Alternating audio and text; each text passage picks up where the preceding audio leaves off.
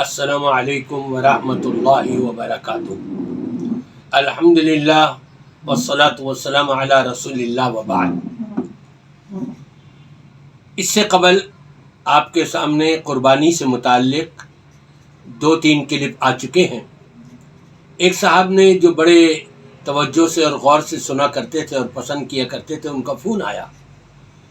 سوال کیا انہوں نے اور کہا اس پر بھی آپ ایک کلپ بنا دیں تاکہ عوام کو پتہ لگ جائے۔ یقیناً بہت اہم تھا، بہت ضروری تھا۔ اللہ ان کو جزائے خیر دے کہ جنہوں نے میری توجہ اس طرف مبذول کرائی، اللہ انہیں بھی اس نیکی کے اندر اجر و ثواب میں شریک فرما لے۔ سوال یہ ہے، اجتماعی قربانیاں جو کی جاتی ہیں، اس کے اندر وہ لوگ بھی شامل ہوتے ہیں جن کے حلال کی کمائی ہے، اور وہ لوگ بھی شامل ہو جاتے ہیں جن کے حرام کی کمائی ہے۔ سودی کاروبار کر رہے ہیں، لین دین کر رہے ہیں، جوئے کی یا اور کسی چیز کی، رشوت کی۔ ایک گائے کے اندر 7 حصے بنتے ہیں، پتہ لگا کچھ حصے حلال کی کمائی والے ہیں، کچھ حصے حرام کی کمائی والے ہیں۔ تو ان کا سوال یہ تھا کہ آیا حلال کی کمائی والوں کے لیے ان کی قربانی ہو جائے گی یا حرام کی کمائی والوں کے ساتھ شریک ہو کر کے؟ دیکھیے بات یہ ہے، رب تبارک و تعالی قرآن پاک میں ارشاد فرماتا ہے، وَلَا تَلْبِسُوا الْحَقَّ بِالْبَاطِلِ،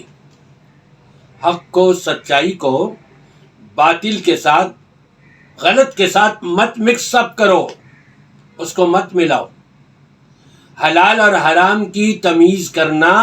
ہر مسلمان کلمہ گو کا فرض بنتا ہے، اور اس سے پہلے جو اجتماعی قربانی میں اپنا حصہ ڈال رہے ہیں، اس سے پہلے اس ادارے والے کو، مدرسہ ہو، اسکول ہو، رفاہی ادارہ ہو، کوئی بھی کہیں پر بھی اجتماعی قربانی ہو رہی ہو، یہ اجتماعی قربانی کا پیکج پیش کرنے والوں کے اوپر یہ لازم ہے، وہ جس سے بھی حصہ لیں پوچھ لیں کہ بھائی آپ کا یہ مال سودی تو نہیں ہے، حرام کا تو نہیں ہے، حلال کا ہے کہ نہیں۔ اگر وہ جھوٹ بھی بول دے کہ نہیں جی حلال کا ہے، کوئی سودی نہیں ہے، اور حقیقت میں سود کا ہو، نہ پوچھنے والے پر آخرت کی پکڑ اور نہ دیگر شریک ہونے والوں کا عمل برباد، انشاءاللہ ایسا نہیں ہوگا۔ معلوم کریں، اگر سودی وہ ہے، کہیں جی نہیں ہم شریک نہیں کر سکتے اس کے اندر، حلال کے پیسوں کے ساتھ ہم حرام پیسہ مکس اپ نہیں کر سکتے، اور جن کا حلال کا پیسہ ہے وہ بھی اجتماعی قربانی میں حصہ لیتے ہوئے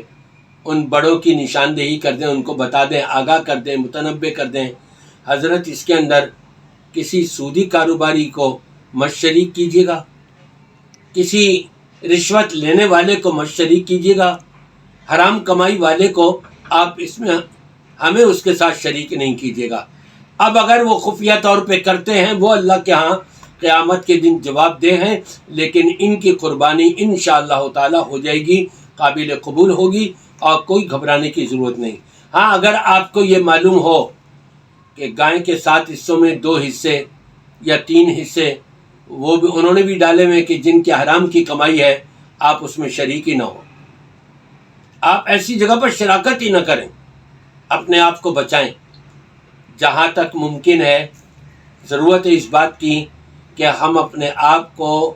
حلال اور حرام کی تمیز کرتے ہوئے حرام سے ہر صورت میں بچانے کی کوشش کریں۔ باقی کوئی بات مخفی رہ گئی ہے وہ اللہ پر چھوڑ دیں، اللہ قبول کرنے والا ہے، یقیناً حلال کی کمائی والوں کی قربانی قبول کرے گا، اور حرام کی کمائی سے کی جانے والی قربانی پھر وہ ان کی کہاں سے قبول ہوگی۔ اللہ تبارک و تعالی سب کو نیک ہدایت دے اور حلال حرام کی تمیز کرنے کی توفیق عطا فرمائے۔